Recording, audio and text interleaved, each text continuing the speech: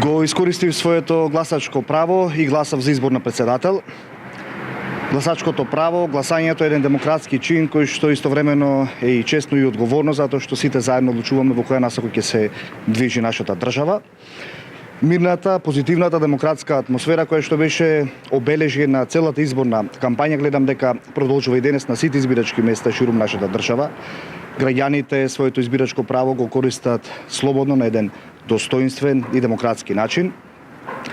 Институциите со сите своји капацитети одговорија на предизвикот и прават се овој изборен ден да помини во најдобар ред, како што навистина доликува на една земја која што за многу скоро ќе биде една земја членка на НАТО, Алијансата и Европската унија. Очекувам одговорност од сите учесници во оваа изборна кампања, токму денес на изборниот ден да направиме се сите заедно, истиот да помине во една мирна, демократска и позитивна атмосфера до самиот крај. После изгледа ќе имаме и втори изборен круг. Очекувате да се постигне цензусот, нели треба да излезе 40% во вториот изборен круг, 40% од гласачкото тело?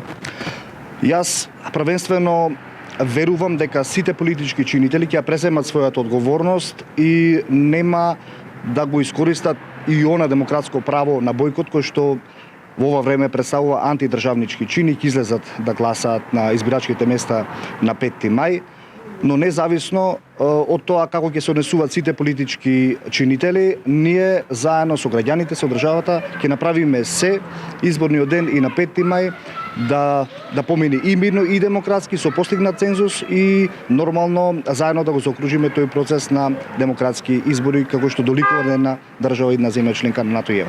Што доколку не се обезбеди потребниот цензус, дали е реална опцијата владата преку собранието со промена на уставот да го избере идниот председател на Македонија?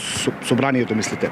Да, собранието. Видете, доколку онај мал процент според мене се оствари да го нема потребниот цензус во вториот круг, тогаш намегдано стануваат три клучни избори, односно првиот избор да се оди веднаш на нови избори за избор на председател на државата и втората можност во собранието на нашата држава да се изгласа или со промена на устав да се симне цензусот воопшто да го нема и да се оди повторно на избори и нормално да се донесе одлука со мнозинство на пратеници над 80 председател на државата да се избира во самото собрание.